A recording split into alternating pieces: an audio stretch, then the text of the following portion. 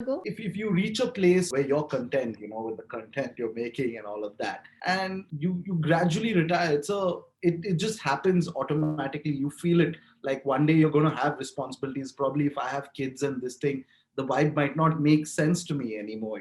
After a point of time, I would obviously give the torch bearing to somebody else who's younger, who kind of gets that space. And you get old, I guess, and life happens to you. So that's when it's enough. I guess you Umair is nodding transition. his Umair is nodding his Different. head intelligibly. As a father on this call, he's nodding his Yes, head yes, intelligibly. yes. I अच्छा think मैंने the way दाढ़ी काली we're करी. the way we're trying to do that maybe is that we're in that space right now. एक बहुत important चीज है I think in advertising, I think in being a creative in general, आपका inner child हमेशा जिंदा होना चाहिए. All views and opinions expressed in this podcast are not meant to offend or hurt the sentiments of, including but not limited to, any person living or dead, religion or ethnic group, community or country. The primary purpose of this podcast is to build a cultural bridge and shed a light on the similarities we share with our friends from across the border. Welcome to our next episode of 883 to Infinity. It's your hosts, Umair and me, and today we're talking about youth culture. We've got two very interesting guests on our show today. Our first two guests from the Pakistan side of the border are Shams and Abdullah. How did you guys actually connect? Shams and Asad, how did you guys end up connecting? Yeah, I'm curious about that too. I think I saw one video which Shams had released. So I'd seen a video of fatwas which was like super fucking cool, and I was like so impressed, and I just wanted to know who made it, and then Shams was credited on it, and right now she's pointing at Abdullah. So that was impressive work which caught my eye, and I was like, okay, I want to know who the creators are, and then we got talking, and I realized that they're doing this stuff in our neighboring country, and it was quite something. And I was like, we should definitely catch up and collaborate. And I told her about what I was doing with the vibe and stuff like that, and that's how we got introduced. Yeah. What video was that? You want Okay. to talk about the video and like why it caught your eye as well? Yeah. It was, I think it was their clothing line, and they had these skaters skating these empty streets during the I lockdown. think you saw it on the homegrown web on their page. They had Yeah, I think retweeted it. they had featured it. Yeah, so Yeah. that's where I That's kind how of we saw got talking. I it. remember. Yeah, yeah. And yeah, they've been really great in supporting our very humble steps into this very competitive space. So that's basically brownie points for you guys across the border, because you guys actually help to validate what we're trying to do. Because you could see that we're trying to do something different. Yeah. Thank you, like Asad, for reaching out on Instagram. I mean, we just have a bigger audience. That's why we're equally looking to be validated on the other side as well. So yeah. I think it's just a little trickier because people seem to be handheld a lot here, right, Abdullah, when it comes to narrative and content, because people are used to a certain kind of style or format. So Abdullah and I have kind of put our brains together actually, I'm from London and he's born and bred in Karachi in Pakistan. That's lovely. But we kind of came together 2 years ago. 2 saal to ho gaye, haan. So I packed up my stuff from London and I came to Pakistan in 2019. And prior to that, we were to give introductions about what we do. I've been in advertising for 10 years. That's kind of how I make my bread and butter. And then my father thought I was mad. I kind of still thinks I am mad for doing this, but it's something that I thought up in my bedroom with my sister, and I packed up and came here. And since then, we've been on this journey together. I mean, I met Abdullah in the summer of 2019. Yes. Usse pehle, I'd seen a video of his. My sister had shown it, and I really liked it. And I was like, I really want to meet this guy. And तुम अपनी चप्पलों में आए थे. चप्पलों में. Sounds like one of us. Huh? चप्पलों में Sounds आए like थे. one of us. I was like, ये कौन है? चप्पलों में आए थे. And then we had a good talk. And the London girl was fully judging him, like chappal pen kya hai? Chappal wala. नहीं ये सीधा. नहीं कोई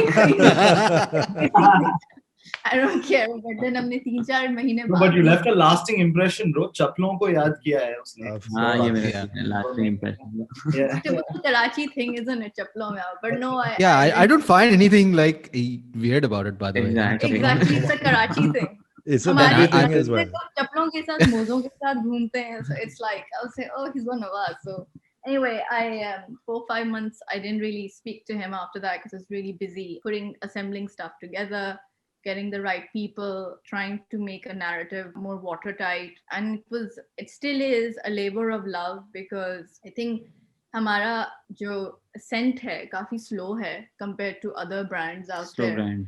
Because we're not trying to do what others are doing in terms of when it comes to streetwear and street culture. We come from two different countries where street culture ka bahut alag maine hai. But when I look at London and I look at Karachi, there are very big similarities in certain things. We both are very ethnically diverse cultures, and that kind of struck out for me. And I regularly मैं आती रहती थी पहले भी. I even worked here. I even studied here as a child, and I've never got Karachi out of my system. It's something that's there for life. And I worked really hard in London. Abdullah works super hard all the time, if I can say that for him. But like when I left Karachi and I went back and I worked with all these multinationals and all these Gora people, I don't know if you agree with this, but they just don't get it.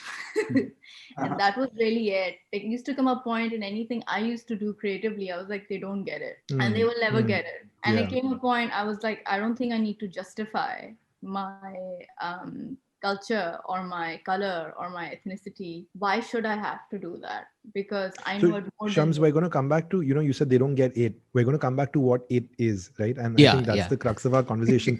I want to actually tag Abdullah. And Abdullah, Shams said that you'd been working really hard and you'd been grinding and फिर ये चप्पल में आ गया बंदा. So what were you grinding and what were you doing before the chappal day happened? I haven't been working hard. I hadn't been working hard. उससे पहले मैं basically I had just come back to Karachi from Turkey. And I was doing my undergrad in business management. So वापस आके basically that's when the grind started. I was applying to banks for jobs and stuff. Side I was getting into music production. Obviously, the bank didn't give you the job looking at the chappals and the mojas. Exactly, Obviously, yeah. that was a given. नहीं मिली थी job. But I had a question थोड़ा सा Bitcoin investment से पैसे बने हुए थे तो What? टाइम मिल गया basically मुझे म्यूजिक प्रोडक्शन और वीडियो प्रोडक्शन पे फोकस करने के लिए. Okay, so we're going to do a separate episode Bitcoin on तो that. अब भी जीता है यार. मतलब like अब तुम Bitcoin हाँ में मैं कब उससे गए थे? पहले हार गया था उसमें. Oh damn. यार ये तो full जबरदस्त early investor. So basically freelancing की तरफ I was setting up a studio. मैंने उसी टाइम मैंने स्टूडियो सेटअप किया था अपना और वीडियो gigs side पे music production and my own sort of solo body of work. So ये चल रहा था when Shams came to me. And how did you guys connect? What was the story there? Shan ने मेरी video देखी थी. Her sister saw one of my videos and I उसने reached काम out to दिखाया. him. Yeah. Yeah, I reached out to him and I was in London and my sister was visiting London, and she said that if you want to do this the way you're imagining it to like create the whole thing, then you need the right kind of people on your side who get it. And then it was just I think it just kind of fit really well. Like when we met, and also I think it's very important that we clash a lot in our views and everything, but I think that's healthy. But we somehow consume the same kind of media online. There's something or the other that I think मैंने भी कुछ कहना था and Shams basically laid out a whole plan for me to easily मतलब वो चीजें निकालने के लिए एक body of work जहाँ पे मेरी creative values were aligned. हाँ, हमारे creative values aligned है. That's the right word. Yeah, and that's a very rare, beautiful thing to find anywhere, I think. Oh, absolutely. You're speaking to 3 other advertising guys here. We all know the grind. हाँ अभी हम advertising से निकले नहीं है ना तो we can't like bad mouth तो नहीं वो मल्टीनेशनल्स यार सही हैं. What about you, Asad? Like what's your story like? What point in your life did your parents say बेटा आप करते क्या हैं लेकिन like what is I guess that is a universal thing, folks don't understand what we do, and I've been doing this for almost a decade now, and my parents. Yeah, what's this, man? It's too cryptic. What's this? What is the vibe? No, I keep saying that. That's something I keep doing. What's this? My friends also take my case on that instance. But yeah, parents don't usually understand. I come from a business family, and my dad had poultry farms and sheep farms, and for me to Wow. do this is just out of his whole entrepreneurial skill to understand how is he going to ever make money. That's the question pretty much every parent Yeah. has over Yeah. here. Yeah. So Yeah. that was the scene, and I took up media studies. I went to Symbiosis in Pune, fine university here, and then after that I started working in films, advertising, and stuff like that. And I was working for this filmmaker Dibakar Banerjee, and he Okay. was making this movie called Love, Sex or Dhoka. It's the story of our Oh, lives types, nice. so he Acronym for was which is making that LSD, by the way. LSD. Yeah, Nice. it was called LSD, and it was a pretty epic experience. I was lucky to score a good job there, and I kind of learned quite a bit there. And then No pun I on the went. word score over there. Yeah. Yeah. क्या सीखा तूने sir? Love, sex and धोखा सीख लिया. Great. वही We're वही ready for advertising. आजा. अरे, so this once I did that, I went to Hyderabad. I couldn't sustain myself in Bombay. Bombay being a hectic city here, but it was like the media hub. It was just not cutting it for me, and I went to Hyderabad and I started a video production unit called Shoelace Films. And I was just hustling the regular video gigs, doing corporate stuff, and internal communication for So we found the first clients. difference: chappal and shoelace. Shoelace. Yeah. Yeah. So, but somehow, it was very funny because I kept the name Shoelace Films. People thought, okay, you approach him with shoestring budgets. So I got very stereotyped in that. Oh damn, huh? I was like, so I hated it, So I kind of wanted to change very quickly and get out of that. But I stuck with Shoelace for around 3-4 years, and the team there that I had built, we kind of all just unanimously just got bored and fed up with the ass licking we were doing for corporates and all the other stuff that we were doing. And we said, dude, why are we not creating something that we'd like to watch and what we'd like to consume? And we just didn't find it there anywhere in that time. And then we set out and made this travelogue across the lower Himalayas called Way Back Home. And that really took off for us, and we kind of got it on to that time. There was a channel called MTV Indies. They were kind of the biggest mouthpiece for youth culture back then, at least. I think what we're talking about 2013, 12. So that's when we kind of got popular in that sense, and I came to Bombay, and that was my ticket back to Bombay. And then I set up something called The Vibe, because we were marketing that show, and we saw a lot of people subscribing to the ideologies in that show. And then we saw that being carried on to the other productions we were doing. It was very lifestyle led, and it was travel and spiritual, and that sort of authenticity was the common thread, I would say, that was coming out in our content. And it was very authentic, and obviously we were giving it the aesthetics and the stylistic chops to make it appealing to younger folks. And that caught on, and we said, okay, there is a vibe to all these videos, so we said we'll call it The Vibe. And Nice. set up Very vibey. vibe. Yeah. And yeah, now it's like kind of the most frequently used word, I guess. So everyone's got a vibe, I Yeah, guess. it's a much better choice than Yeah. shoelace. Yeah. Yeah. Yeah. Hashtag vibes. Yeah.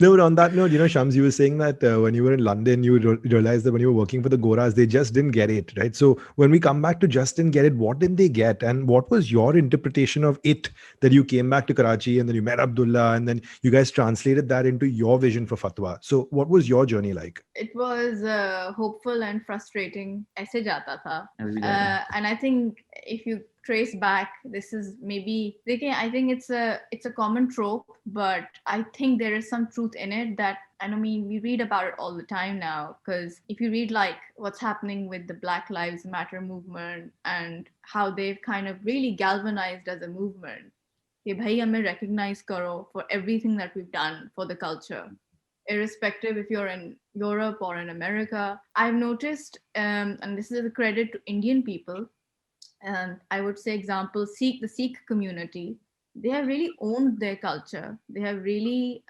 spread their culture. I mean, in London alone, people are extremely proud to be Indian, for example. But when I look at my own people, unfortunately, everywhere I've turned, there is this slight hesitance, I would say, to be Pakistani. And there is this great desire to be something that they're not. Imposter syndrome, keh lein, ya colonial chip on the shoulder, keh lein, jo bhi keh lein, there is this desire to constantly meet the expectation of the white man. And not saying that Pakistani people and British Pakistanis are not proud of their culture. I'm not saying that, but majority wise, even if you look at the success stories, we haven't done as well. And that comes down primarily to education, post partition.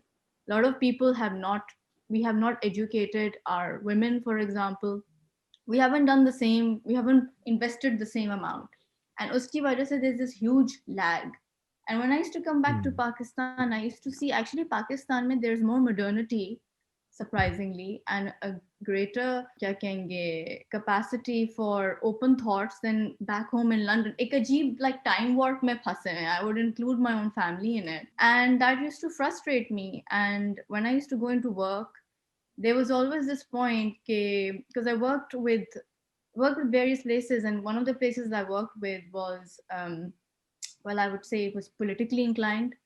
They had connections with various really high upper officials. I can't really talk about that, but I realized that when I was trying to work and convert the mindset there as a young person, back then, they were very resistant. They would be like, no, but this is not the kind of Muslim that we are aspiring to kind of create. This is what we think a Muslim should be. Or we don't want Riz Khan. We want someone less moderate, more radical. And then they'd see funny things like, you're a moderate Muslim. Is it because maybe you drink, or I don't know, or you change the color of your hair? You're moderate.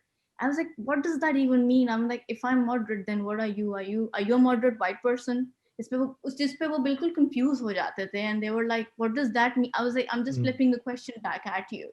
You're asking me about my identity or my culture, and I'm flipping it back on you because your culture and your identities are based on us. You are where you are today because of us.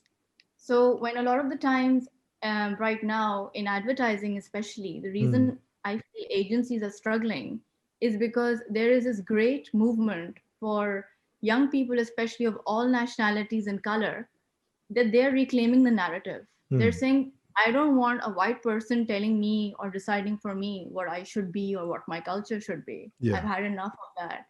So there's this huge exodus movement iski wajah se the big agency culture is crumbling from the inside because they don't know how to figure it out. So, it's So the interesting you young say people, with advertising actually, because all of advertising actually stems from cultural insight, right? Like when you start writing the totally, script, you start writing, you've got to pick up on the cultural insight of your TG and whoever that may be. And it's interesting because you said that, and we see this with Desis as well, right? That you've got stereotypes about Desis in India and stereotypes about Desis outside of India. I'm not talking about any specific community over here. And like, I personally have a lot of family all around the world, and, Sindhis are a very well-traveled community. And I'm sure, Asad will relate this to a lot of his friends and family who live in outside of India as well, other parts of the world. And we noticed that a lot of the Indians who live outside are actually trying to cling to their Indian roots, right? Call it culture, call it heritage, call it what you want. But it's a sense of belonging. It's a sense of like ownership of their idea of an Indian culture. And maybe they just don't know what Indian culture is today, right? In terms of its open-mindedness, in terms of, where it's kind of evolved. And we see this as well. So do you think that, when you said that, when you lived in London, for instance, and you saw Pakistanis who had a different idea of culture in context to, is probably because they're just not up to date with what the idea of culture is in Pakistan. I would imagine that would be the same with any community, with any country that's got massive expat populations. And also because countries like ours, right, we have very, very new expat populations post-independence. Indians inherently have not been or South Asians inherently have not been a migrant population. Like I have friends in the US who are fourth generation and fifth generation Germans or Irish or whatever it may be, right? Who, migrated maybe 200-300 years ago to different parts of the world. And with South Asians, we started our migration maybe 50, 60, 70, maximum 100, 120 years ago. So I guess because we're also young populations in terms of our migration, there's a sense of like rooting yourself to culture and belonging. And therefore this massive disconnect between what my idea of culture is and what culture really is. maybe that's something that you noticed as well while you were, spending your time in London. Yeah, I mean, there is this great desire to hold on, but I feel like, especially post September 11th, I'm sorry if I'm touching slightly shaky territory, but that is also because we are a 90s generation, Abdullah and I. So we have seen a different kind of Muslim, a different kind of brown person. So, like, when I went back to England, I was 11, and that was a very weird time for me. And I came from a place of being very super confident and loving Pakistan. Just to give us And going context, when back, was that? Which year? September 11th हुआ था 2001 में. 2001. And you went back to the UK in? Yeah, at that very pivotal point. And it was Okay, got it. interesting because I was in a school and I was in a community and I was very much well loved and I loved Pakistan. And then I went back and I saw my own people rejecting me because I didn't fit the idea that tum Pakistan mein reh ke aise, it was like, no, but you have to be this kind of way. And I was like, why?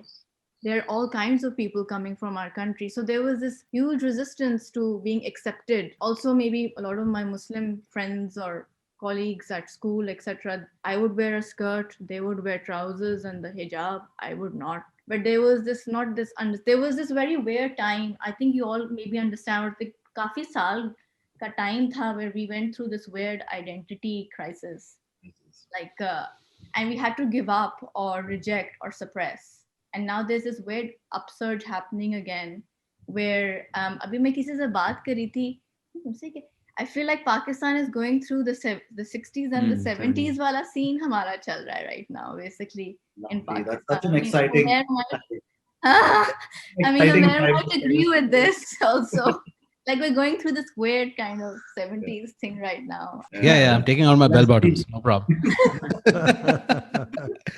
No, but it's interesting. So, Asad, do you, like, as a content creator, the way you work in Vibe? So, like Shams was saying, so a lot of the way we are perceived is actually, a lot of it is molded by media, right? So there's a big giant elephant, the mainstream media, that molds us as Pakistanis or as Indians to the rest of the world. And then there's people like you guys. So you guys have your own spin on the way you portray the youth of your environment and of your nation. So isn't that like I don't know, isn't that like a huge responsibility? What if you get it wrong? There's no right or wrong, I would say. Everyone's expressing and it's kind of evolving space, pretty much. Everyone's trying to find their voice, and I think I draw back to authenticity. It's not like, if I can totally relate to what Shams just said. I mean, she though went back to UK after 9/11. I think that could have been a traumatizing experience. And I at least come from, I'm being an Indian Muslim here in this thing. I've never been exposed to that sort of a treatment ever.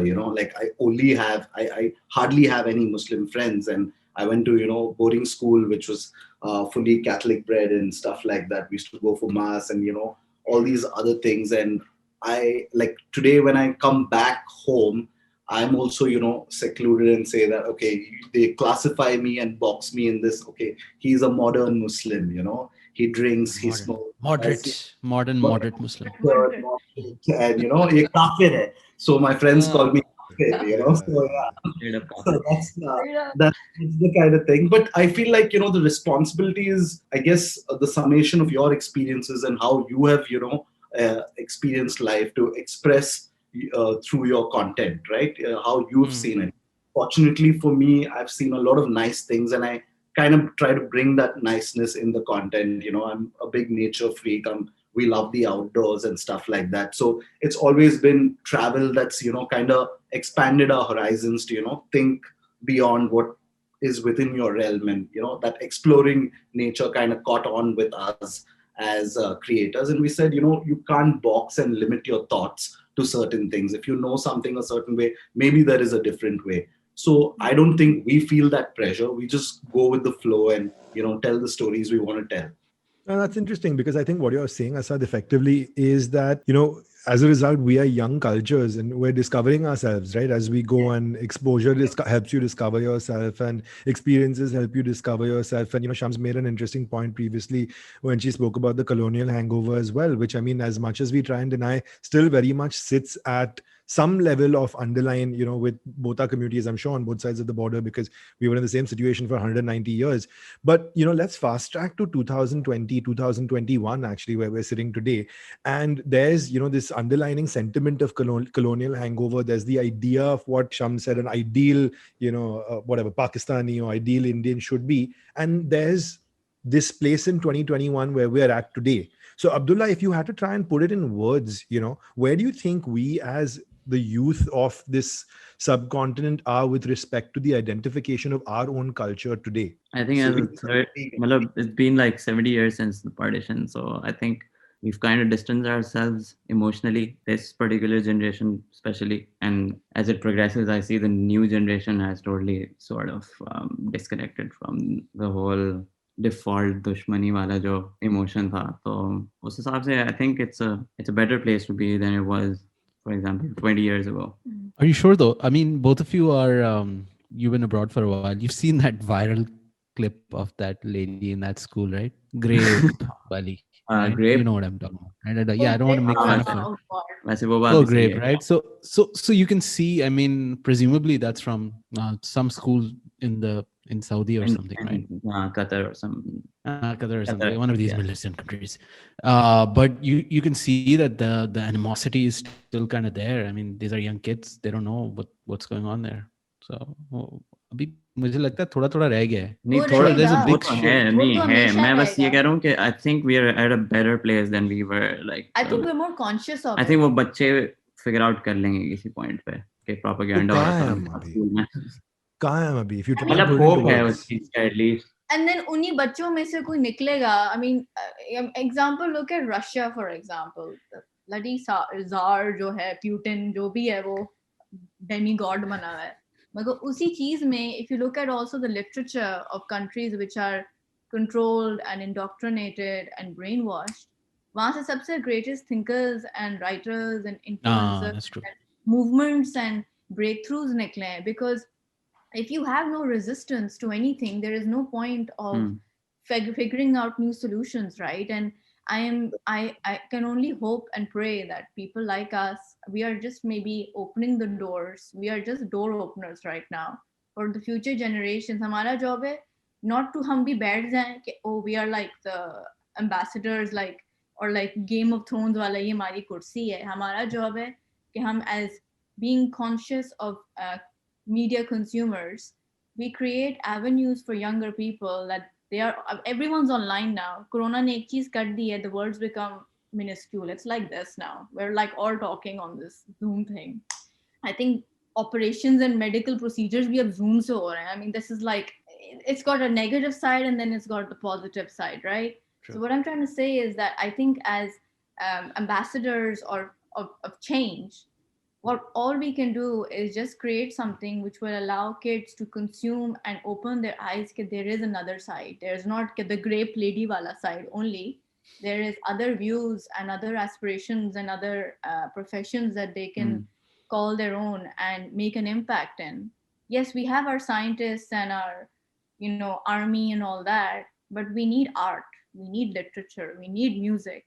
We need those things to be human. उसके बगैर कुछ नहीं है. And as I said, like any country that has had extreme control in every avenue of life. I read a lot of books. मैंने literature पढ़ी थी at university. That's where all the greatness comes from. And I think that's the only thing we can do for our countries. Keep the doors open, even if they're keeping them bolted shut. We keep the digital gates open, basically, because that's where we're headed. So what are you guys channelizing your energy into right now, right? It's about, like you said, keeping the door open. It's about channelizing your creativity for expression for the future generations, for the youth today. What are you guys channelizing your energy into nowadays? What are you working on right now? आपने एक बड़ी अच्छी चीज बोली about our view of what youth should be. The weird thing about FTWA was we didn't actually get people to act. We just captured whatever was there.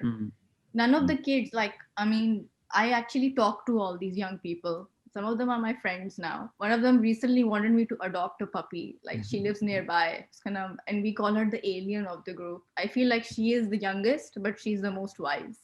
She says these really revelatory things. And during this whole project, because it started off as a project, it was not a brand. It was not anything. It was a project of creative values coming together. And we just had chats with all the people. And these are all the right people, I think, the young people who are who represent the youth. Pakistan is predominantly a youth-based country. हमारी population young है, लेकिन हमारी कोई चीज़ young नहीं है. हमें कोई avenues नहीं है यहाँ. I mean, जब से corona हुआ है, I realized in this city alone, there are no places for people to go and sit and work or collaborate. It's very hard. We have one or two like T2F ho gaya, for example. We need more of those places where people can come together and create stuff. And when we filmed this whole thing, I had concepts, I wrote some ideas down, we went, we shot everything. It was all very organic. There was nothing. I mean, people might say it's pretentious. I mean, people had issues with the skateboarding thing. Our aim was just to show that there's so much great stuff happening in this city alone. बच्चे अपनी अपनी चीजें कर रहे हैं, लेकिन sadly, government officials, people in power, people with money have created no avenues for these young people. And that is why even in this country today, since corona has happened, mental health has become such a huge issue. We are not taking that into consideration. So many young people are hurting and going into bad things. And through these concepts in fatwa, because fatwa ke jo word ka origin, it means youth, actually, if you read into it. There's a whole, actually the whole Really? Wow. yeah, the whole crux of it means youth. I mean, I actually took it out for you guys on my phone, where it all Okay. started from. It means youth, newness, clarification, explanation. A number Really, of that's the official meaning. no, that's the word fatwa comes from the Arabic root of Uh-huh. FTWA, and इसका मतलब ये है. I mean, हमने उसको बहुत hijack करके Salman Rushdie, Oh. satanic verses, off with his head, Iran, all that. The West has basically taken it and hijacked the meaning. Co-opted it, right? Yeah, like they always हमने खुद do. भी And किया है और हमने खुद भी किया है, हम खुद करते रहते हैं हर वक्त. But when I read it, I was like, this is very interesting. It's very radical. Yes, it makes people stop. And then it just made sense, I guess, because each kid here is a story. I mean, you'd say the same, right? Asad in Bombay, har bachcha ek kahani hai, and we should be doing or telling their stories and showing the things that matter to them. I mean, we might not be even doing it right. मुझे तो कभी कभार ये भी लगता है. Maybe it's too, I don't know.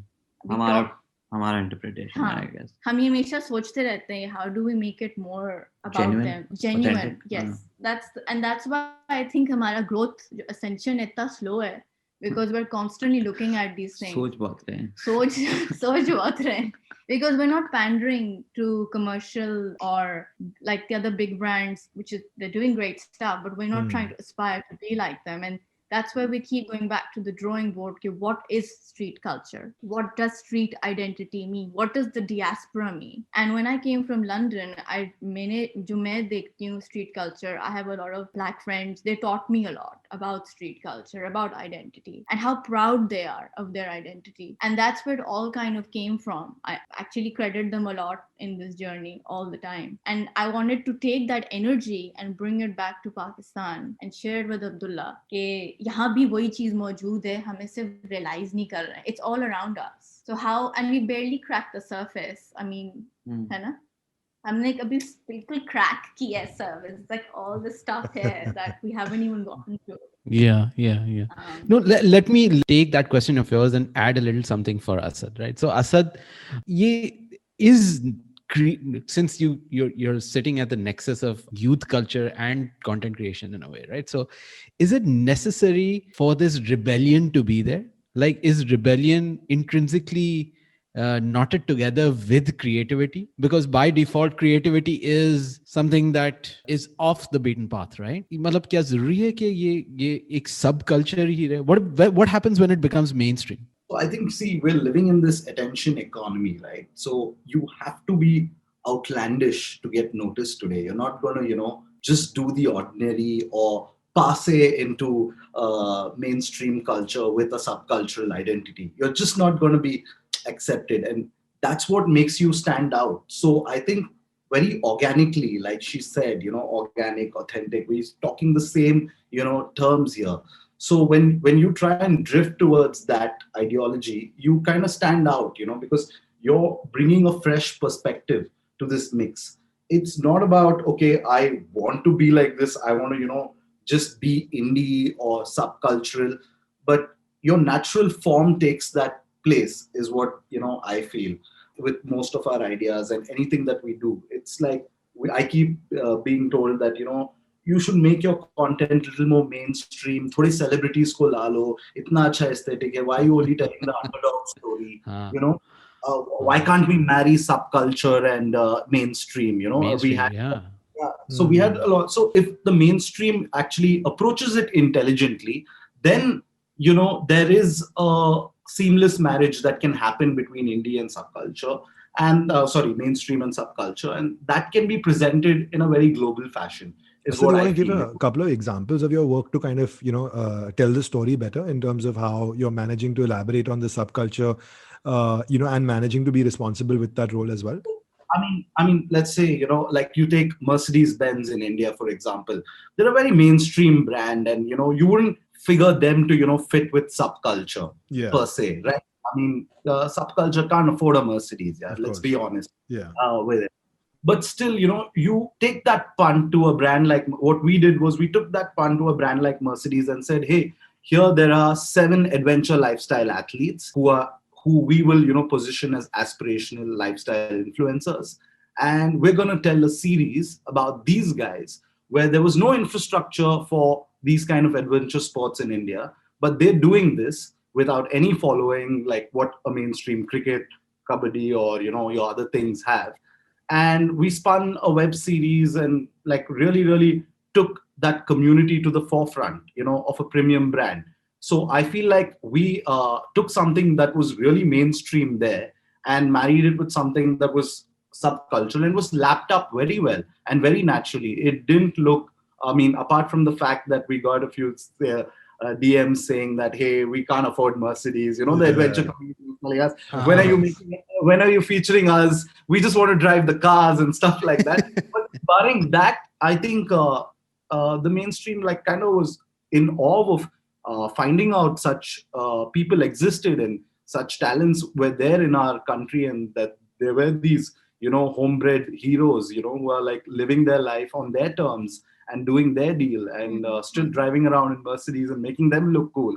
So we kind of took subculture to make the mainstream look cool, so that was, I think, revolutionary for me in my experience of what some of the campaigns we did. Like right now also, we're doing a campaign for BMW Motorrad where Whoa. we did like a 3,000 kilometer drive to see the first sunrise of the country. It's called Dawn Patrol, and we took 4 guys, on a bike ride across the state of Arunachal on Nice. the Indo-China border to see the first sunrise of the country. So we kind of building those kind of narratives, and mainstream is, now supporting us, to tell these stories, and which otherwise doesn't get financed or noticed. And I think if you need to be heard, you need to find a smart strategic way to get the mainstream, buy into your narratives, and that's how you package Hmm. them Hmm. and still somehow keep that authenticity and not look like a sellout.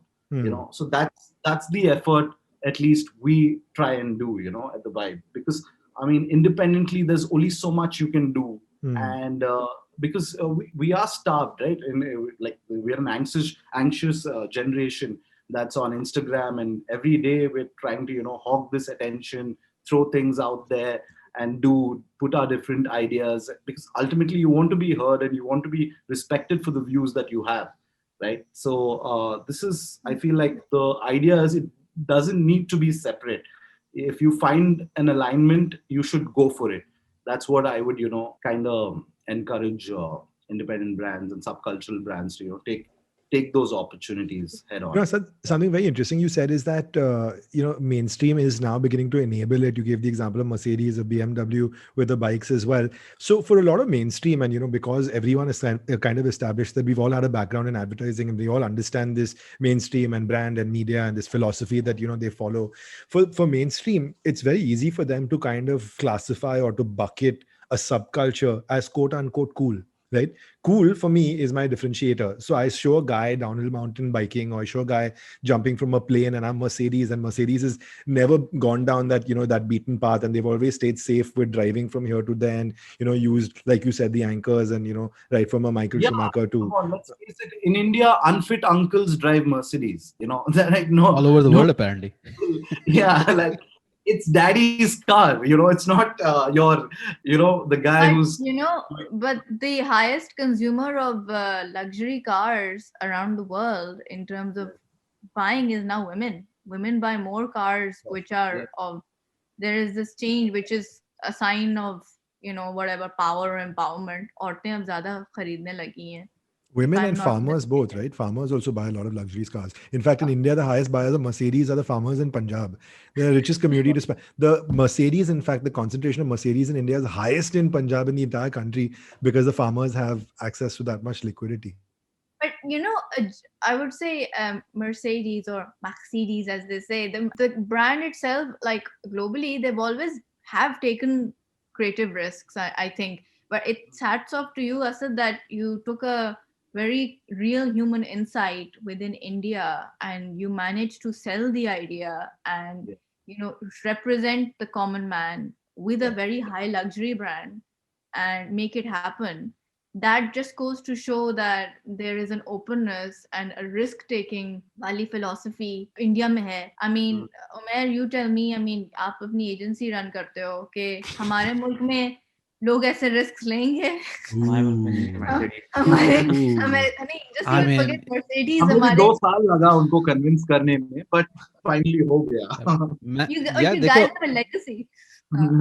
it's people like you who can make it happen. I mean, he can do it with an adventure. You can do it with some skateboarding dude. I don't know. You can make it happen. Let's go speak to Shanawas. This is interesting, and I have this question for both of you guys, right? So it seems like the hypothesis is that subculture comes easier to youth, to younger people, because we or you, depends on how old you think I am, you tend to question things, right? You question the styles. नहीं, ये मेरा style है, ये यूं होना चाहिए, ये यूं होना चाहिए, right? So if that's the case, what the fuck will happen when we're older and the next generation comes and goes, dude, you guys had it all wrong? So they'll come to you, Asad, and say, यार तुम लोग पागल थे कि यही तुम ये होना है, सारी इसी तरह चल रहा है और इंडी यही टाइप चलता फिल्म्स रहेगा। बनाते रहे, भाई सेलिब्रिटी डालनी है, यही सही तरीका है, मैं बोल रहा हूँ अभी. So what happens when you become the mainstream and the next generation is the subculture? How will you react then? When cool becomes You mainstream. don't need to be the mainstream if we don't Yeah. want to. Exactly. The way you do that and is Mm. not by forcing your agenda. It's by, as I said, opening the door and maybe listening to what they have to say and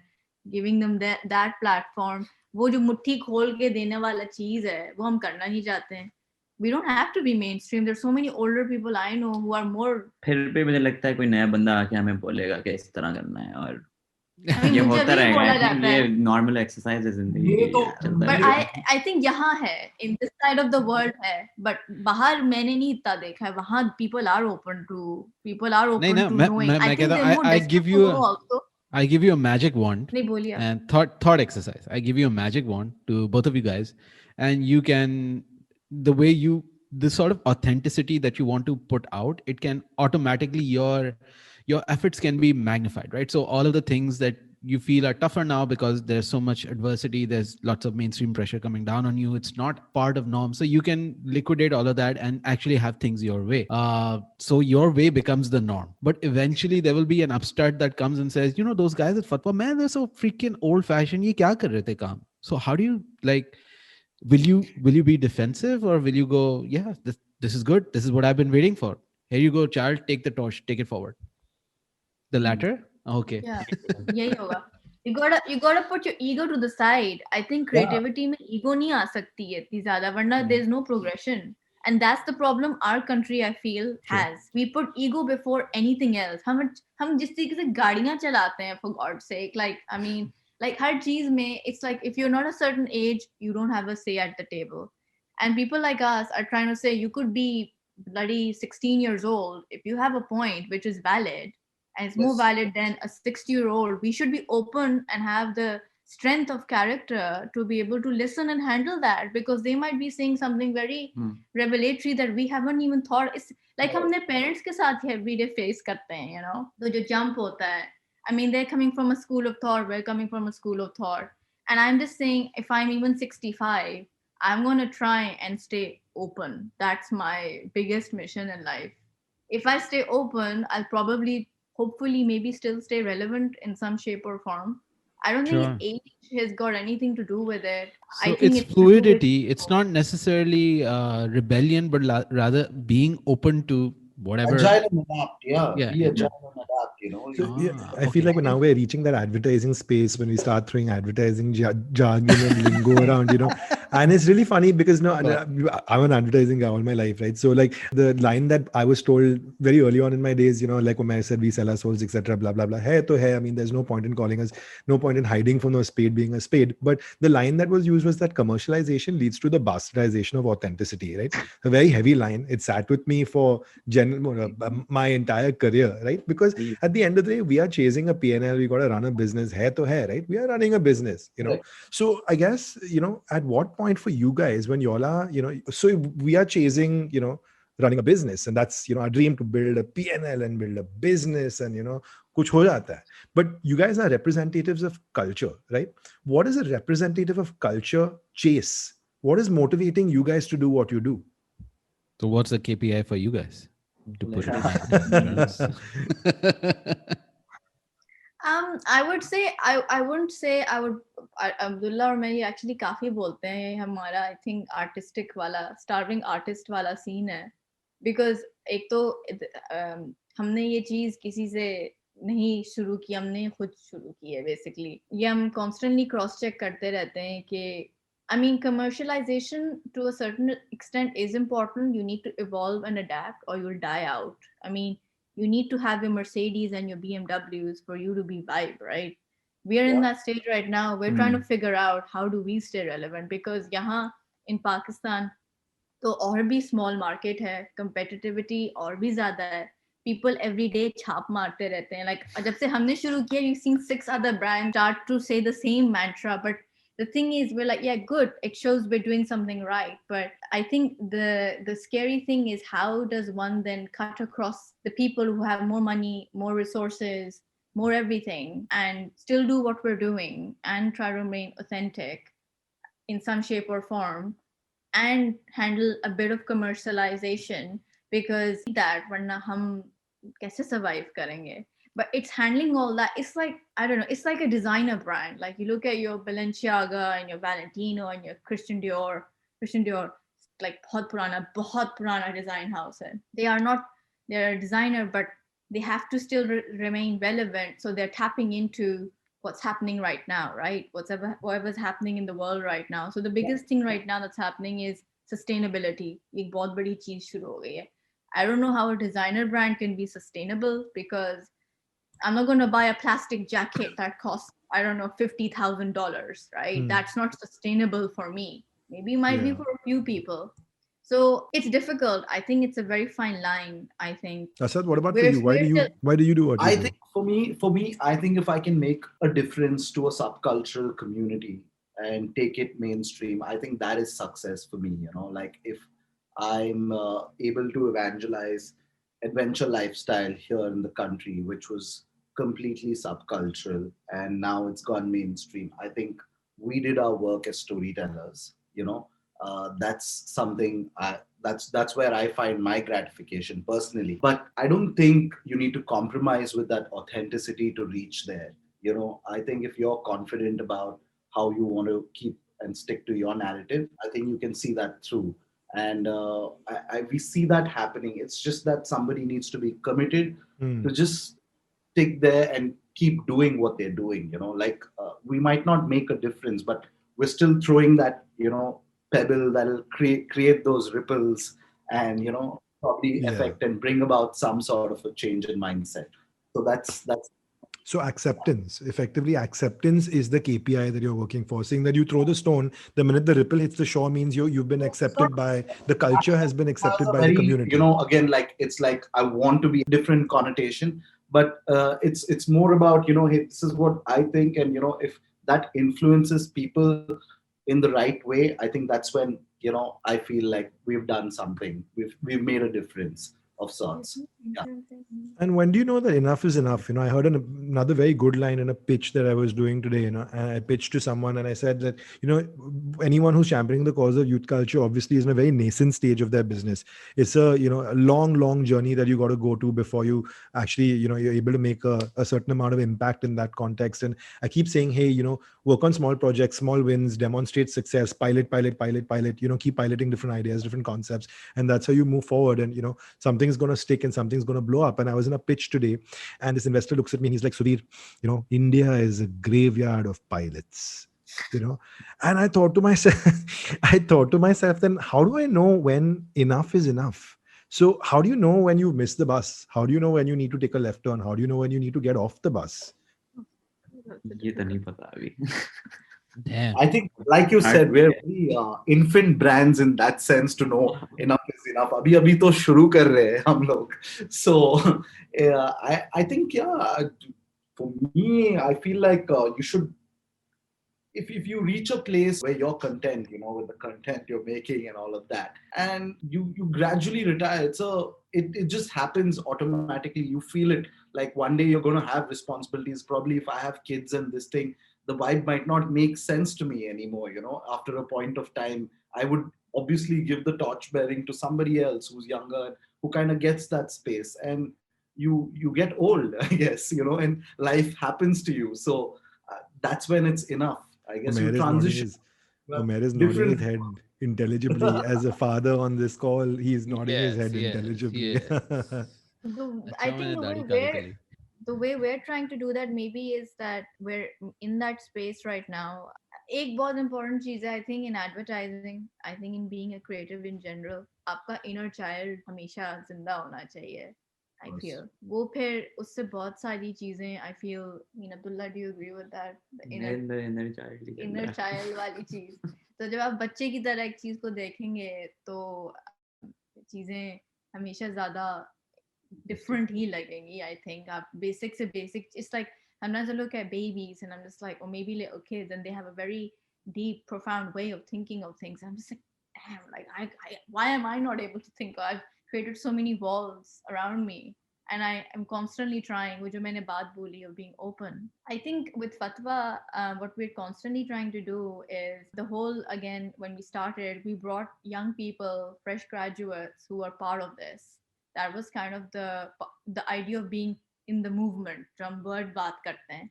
So all the photographers, all the models, all the help that we had, that we kind of brought together, they're all young people. They're way younger than both of us. They're like, maybe youngest is 18, oldest was 22, 23, fresh out of university. So what they would bring to the table was completely different. And our job was maybe more to help them finesse the stuff.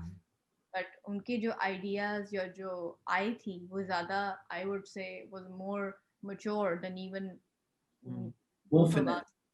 हाँ. So वो बहुत अच्छी जगह होती है where आप young बच्चों को या young लोगों को वो जगह दे रहे हैं, which they actually deserve. And again, in our culture, we think we need to earn that, or we need to hit a certain age bracket to do that. But from where I stood, or from when I came from England, I was like, there are kids younger than me who own companies right now, and they're doing great stuff. So that's like, that whole philosophy is out of the window. Of course. Yeah. I mean, we were talking about this. I was like, Snapchat cheese thi, ab TikTok cheese hai.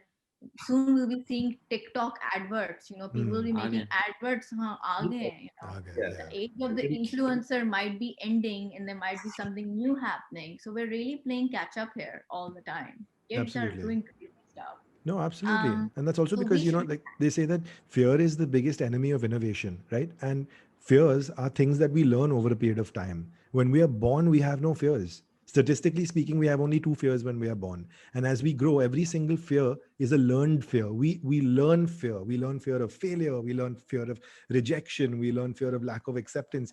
These are all fears that we learn over a period of time. And the younger we are, the less fears that we have, which is why you're so much more prone to get on a skateboard at the age of 6 than at the age of 36, right? Because you're afraid that you'll fall and you'll break your bones. At the age of 6, you're like, fuck it, dude. Like, I don't even know this fear of falling and breaking my bones. If I do it, I'm fine. I'll get up and I use skateboarding as an example because that's how you guys finally connected. And Asad, I know you've done a lot of work work in skateboarding as well, and that's how you managed to find fatwa through their film as well. So I'm sure there's a massive overlap, in coming back to cultural insight. Skateboarding is one peg that caught your eye and attention, Asad. I'm sure there's a lot of other cultural insight that we overlap and we see as similarities between our cultures, where effectively what Umair and I have tried to establish over the last few episodes is that we're effectively the same set of people. We've got the same language, history, culture, etc., blah blah blah.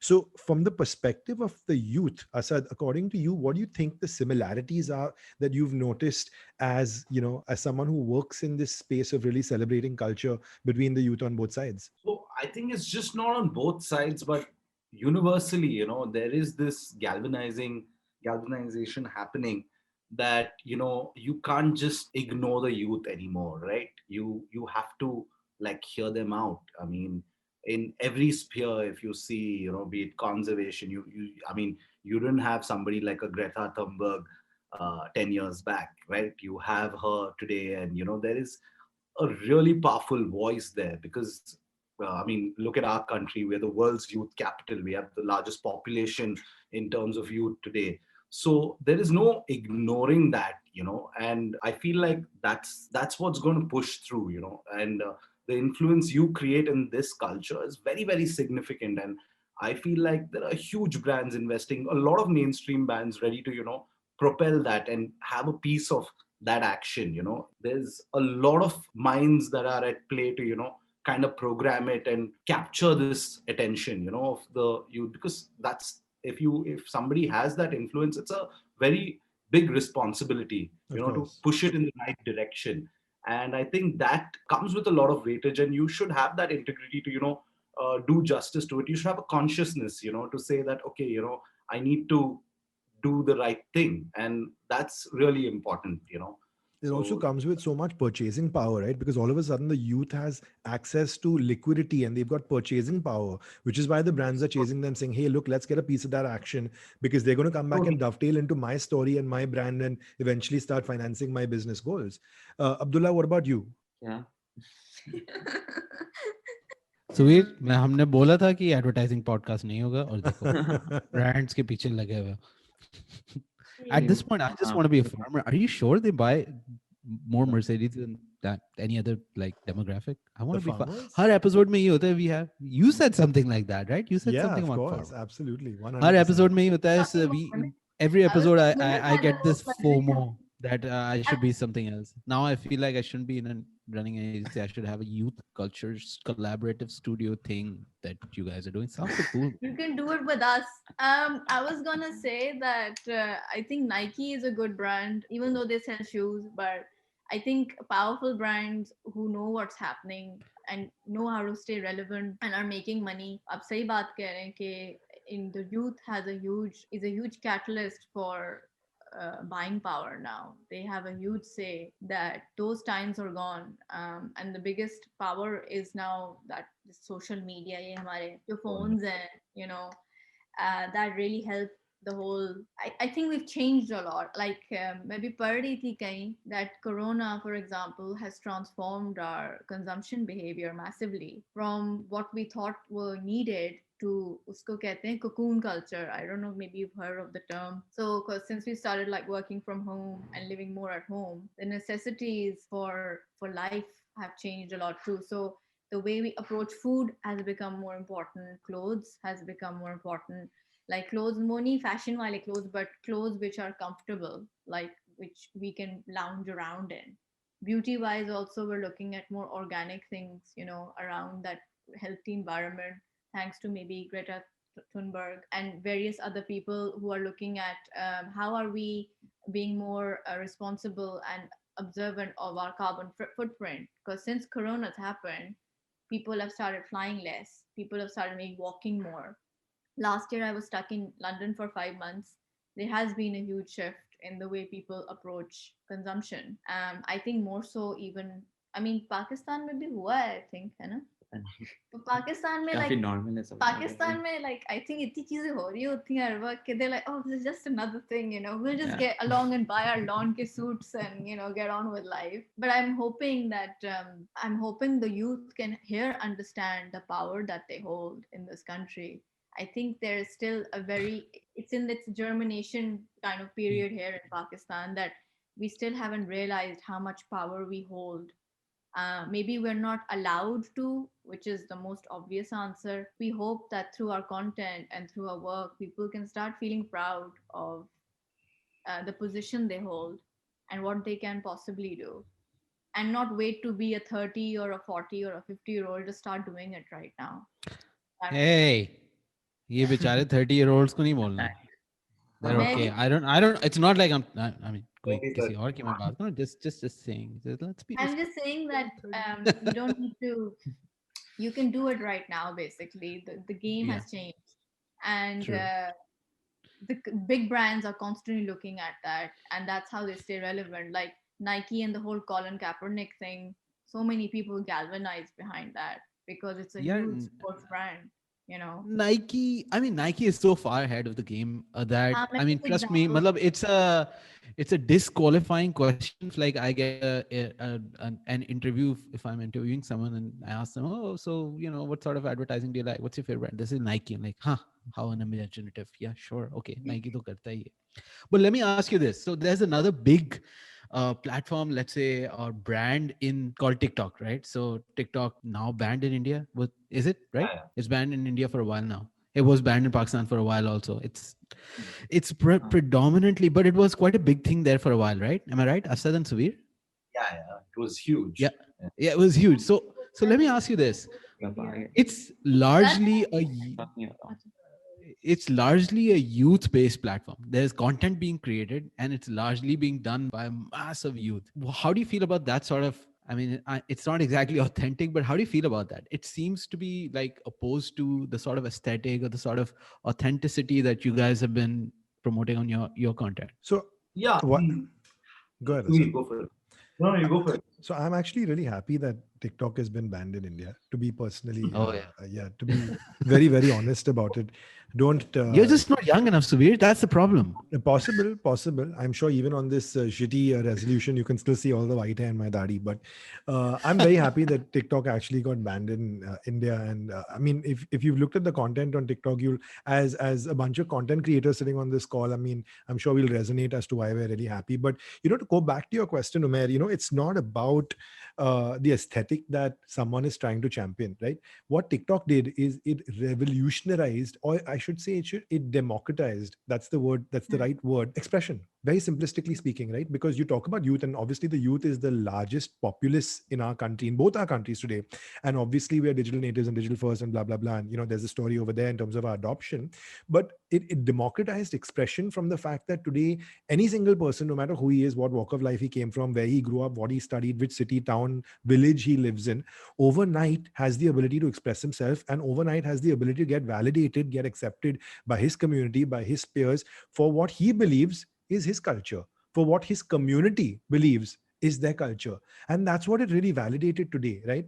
And you see people who are even grandparents age, like people in their 60s, using TikTok and loving it, because overnight they got a platform to do what they genuinely enjoy doing, and they got validation from their community. So the content dovetailed into community, they got a lot of validation, and most importantly, they enjoyed expressing themselves, which otherwise they would have to wait for captive antakshari parties to do that. And how few and far are those happening, at least in modern society. True. Sorry, Yeah, Asad, I I miss stole that those. one away But from you. why Why do you do hate it then? इतना yeah, अच्छा है why तो do you फिर क्यों यार? सिर्फ क्योंकि ban कर Because I दिया? promised that we wouldn't make this an advertising podcast. Okay, touche. I'll All come right, back good. to that. You know what? You said something very interesting, and that's why I feel like maybe people got threatened by TikTok. Say like the influencers who. So किसी ने एक बड़ा interesting example दिया था कि मैं गाड़ी में बैठी हुई थी, किसी ने मुझे story बताई, and उसका driver था, and she was some influencer bandi verified on Instagram, and then she saw her driver इतनी TikTok बना रहा था. He had more followers than her, and she was like, Yeah, how is this yeah, possible? yeah. And the funny thing is, wherever man goes, we always like to create hierarchies. Instagram is a hierarchy. If you're Absolutely. verified, you are legit. If you're not verified, you're nothing. If you have a certain amount of followers, there is this constant desire to make everything something that you have to reach or earn. and TikTok was really me. आप लोगों ने emo boys of India देखा है? Of I course. follow. क्या जबरदस्त platform है वो यार. I love it. I think इसमें the Check it out. TikTok Emo boys of India. I have to look this Oh, up. Voice of India. Wow. Okay. Notice how, आपने नहीं, you should please follow it. We Yeah. love it. Like, I was like, notice how she Pakistan sets her में भी hair होना when चाहिए. she says that. No, I I mean, remember the like, Joker dude. I mean, he was a big thing. And then we had a lot of these jokers in Pakistan also, like the हाँ. yeah, this TikTok jaw joker. thing that he used to do. Yeah, yeah, हाँ. yeah. Ah. But it's just sad that wherever we go, even the internet is supposedly supposed to be free for all of us, but we have to pay for it. You get me? And then the different forms of internet and Welcome to the different third brands of world. it. So हर चीज Yeah. में हम अपना वो hierarchy वाला stamp डाल देते हैं. And TikTok was this breath of fresh air, I think, where, as you beautifully said it was democratizing, social Expression. platform. Yeah. Yes, an expression. You could be anything. Attention भी, मतलब Tension?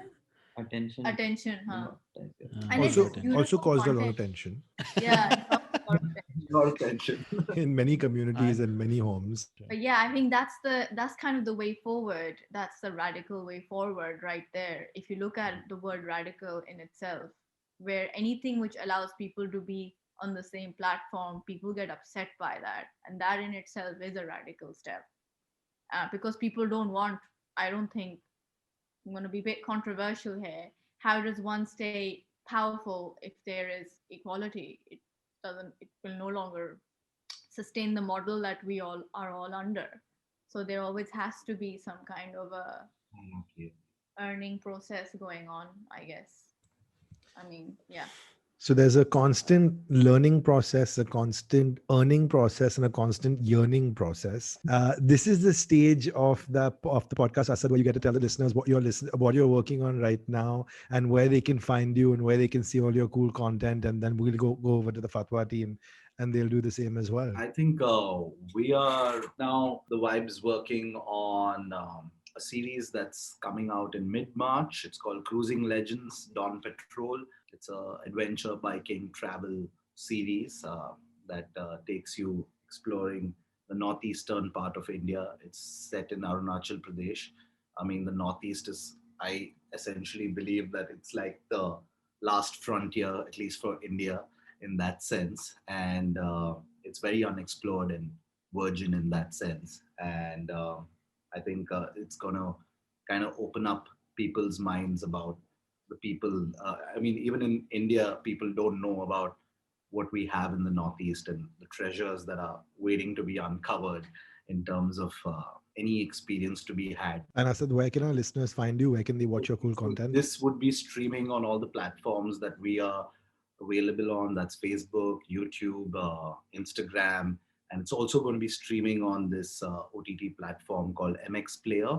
And yeah, these are the places where you can find our content. And yeah, this is what we're working on right now, and we hope to leave people inspired with this. Yeah. Cool. All the best with that, Asad. Abdullah, what are you guys working on, and where can our listeners find all your cool products, clothes, content, everything that you guys are working We on? were releasing our concept 3 videos on Instagram and YouTube, and a music video releasing soon. We're basically working on this concept for gangs, or concept of the remnants of gangs in Karachi. So we're trying to be a bit subtle about it, but people who can read into it will see a lot of things. And so it's called Sins of Our Fathers. So the sins of the fathers, or the forefathers of this city, especially. A lot of the Whoa. content we do is focused around Karachi, because we feel like this is the actual street city of this country, and it's extremely unloved. I think Umair can back me up on the rains that have just happened last year. हम सब कुछ भूल गए फिर से, and No, फिर से even आएंगे एक Suveer knows साथ. about that. We were offline for like 6-7 days. Yeah. So yeah. So I feel like we are basically, our work is a tribute, and we're trying to create some kind of a, I don't want to sound pretentious, but some kind of a visual legacy that we see Karachi, we see it, we see everything that's happening in it. And in our own little humble way, we're trying to create content around the things that matter, we feel, to Karachi, and trying to do justice to it. There's a lot to learn still. We're not as fancy as the vibe, but inshallah, maybe one day. Go on. And, What are you? We would love to, cover this editorially. This visual homage you're paying to Karachi. I think that calls for a curation of sorts, to a larger audience. Woohoo! All right, we did it. See, that's where we wanted to end the whole thing. Push. What's similar between youth cultures is now that whether you're in India or Pakistan, you're willing to collaborate, and we have made it happen on this podcast. No, inshallah, we would love Co-creation. to. And we're also going to be sending some stuff over to this platform called It's Nice That. It's a design platform. We're slowly trying to make little ripples. And yeah, we're just trying. We're just trying really hard. And Vibe is a big inspiration for us. And thank you for reaching out to us. हमारे लिए ये छोटी छोटी चीजें बहुत हमें mean करती हैं. It shows that we're in the right direction. So we're very humbled. I should definitely say the same, Shams. You guys are doing such fantastic work, and you are the ones that are inspiring us and telling us how it's supposed to be done. So we take a lot of inspiration from each other. Thank you. And we've also started a little website, a store, where we're selling sustainable products, which are like very decently priced. We're not doing crazy 3-4 wali shirting and all that stuff. We're trying to keep it affordable, and we're doing like stuff which is connected to our concepts. So when these things go, we'll put in new things, and it's not bulk stuff. We're keeping everything very sustainable and small, and it kind of reflects our city or the culture that we're trying to promote, and trying to educate people hopefully on what street culture actually is. It's not about wearing high-end fashion things with big brands.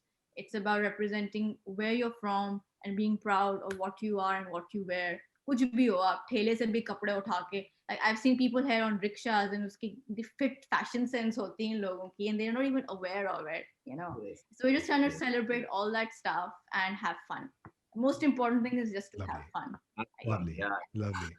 All the best with that, Shams and Abdullah. And thank you guys. Thank you, Asad. Thank you, Abdullah. Thank you, Shams, for taking the time out today and chatting with us and our listeners. And I'm sure this has been a very, very insightful session for all the people tuning in and listening to our show.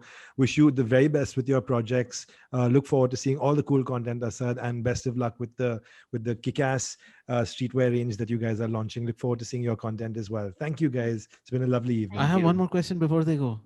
Yep. Streetwear में चप्पल होंगे, Abdullah? होने चाहिए. They have a story value. चप्पल है. उनके घर में भी काफी सारे होंगे मुझे। All right, cool. The chappals are famous.